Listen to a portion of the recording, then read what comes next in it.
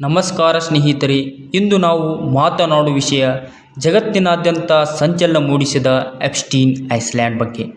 Epstein Iceland ಅನ್ನೋದು Caribbean ನಲ್ಲಿರುವ ಒಂದು ಖಾಸಗಿ ದ್ವೀಪ. ಇದರ ನಿಜವಾದ ಹೆಸರು ಲಿಟಲ್ ಸೇಂಟ್ ಜೇಮ್ಸ್ ಐಸ್ಲ್ಯಾಂಡ್. ಈ ದ್ವೀಪ ಅಮೆರಿಕಾದ ಶ್ರೀಮಂತ ಉದ್ಯಮಿ ಜೆಫ್ರಿ ಎಪ್ಸ್ಟೀನ್ ರವರ ಸ್ವತ್ತಾಗಿತ್ತು. ಎಪ್ಸ್ಟೀನ್ ಮೇಲೆ ಅಪ್ರಾಪ್ತ ವಯಸ್ಸಿನ ಹುಡುಗಿಯರ ಲೈಂಗಿಕ ದೌರ್ಜನ್ಯ ಸಂಬಂಧಿಸಿದ ಅತ್ಯಂತ ಗಂಭೀರ ಆರೋಪಗಳು ಬಂದಿದ್ದವು.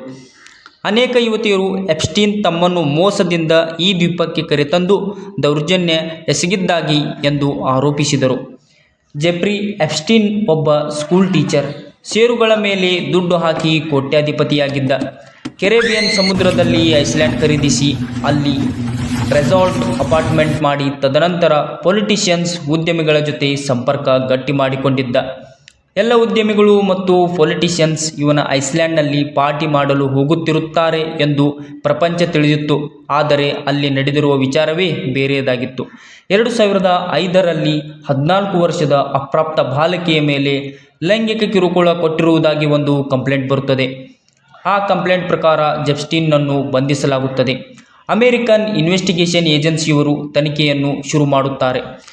ಬರೀ ಒಬ್ಬ ಹೆಣ್ಣು ಮಗಳಲ್ಲದೆ 36 ಹೆಣ್ಣು ಮಕ್ಕಳ ಮೇಲೆ ಲೈಂಗಿಕ ಕಿರುಕುಳ ಕೊಟ್ಟು ರೇಪು ಮಾಡಲಾಗಿರುತ್ತದೆ ಎಂಬ ವಿಚಾರ ಹೊರಬರುತ್ತದೆ.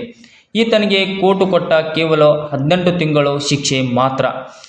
2019ಕ್ಕೆ ಮತ್ತೆ ಈತನನ್ನು ಅರೆಸ್ಟ್ ಮಾಡಲಾಗುತ್ತದೆ. ಕಾರಣ ಈತನು ಲಂಚ ಕೊಟ್ಟು ಆಚೆ ಬಂದ ಎಂಬ ಸುದ್ದಿ ತಿಳಿಯುತ್ತದೆ. ಜನರು ಇದರಿಂದ ಆಕ್ರೋಶ ವ್ಯಕ್ತಪಡಿಸಿದ ಕಾರಣ ಈತನನ್ನು ಮತ್ತೆ ಬಂಧಿಸಲಾಗುತ್ತದೆ. ಎಪ್ಸ್ಟೀನ್ ಜೈಲಿನಲ್ಲಿ ಸೂಸೈಡ್ ಮಾಡಿಕೊಳ್ಳುತ್ತಾನೆ. ಇನ್ನೂ ದೊಡ್ಡ ವಿಷಯವೇನೆಂದರೆ ಈ ದ್ವೀಪಕ್ಕೆ ರಾಜಕೀಯ ನಾಯಕರು, ಶ್ರೀಮಂತ ಉದ್ಯಮಿಗಳು ಮತ್ತು ಪ್ರಭಾವಿ ವ್ಯಕ್ತಿಗಳು ಬರುತ್ತಿದ್ದರು ಅನ್ನೋ ವಿಚಾರಗಳು ಹರಿದಾಡುತ್ತಿವೆ. 2019ರಲ್ಲಿ ಜೆಫ್ರಿ ಎಪ್ಸ್ಟೀನ್ ಬಂಧನಕ್ಕೆ ಒಳಗಾದನು. ಆದರೆ ವಿಚಾರಣೆ ನಡೆಯುವ ಮೊದಲೇ ಆತನು ಜೈಲಿನಲ್ಲಿ ಸಾವನ್ನಪ್ಪಿದನು. ಅವನ ಸಾವಿನ ನಂತರ ಇದು ಆತ್ಮಹತ್ಯೆಯೇ ಅಥವಾ ಬೇರೆ ಏನಾದರೂ ಎಂಬ ಪ್ರಶ್ನೆಗಳು ಇಂದಿಗೂ ಉಳಿದಿವೆ. ಎಪ್ಸ್ಟೀನ್ ಐಸ್ಲ್ಯಾಂಡ್ ಪ್ರಕರಣ ನಮಗೆ ಒಂದೇ ಸಂದೇಶ ಕೊಡುತ್ತದೆ: ಹಣ ಮತ್ತು ಅಧಿಕಾರ ಇದ್ದರೆ ಸಾಕು, ಕಾನೂನು ಮೀರಬಹುದು ಅನ್ನೋ ಭ್ರಮೆ ಅಪಾಯಕಾರಿ.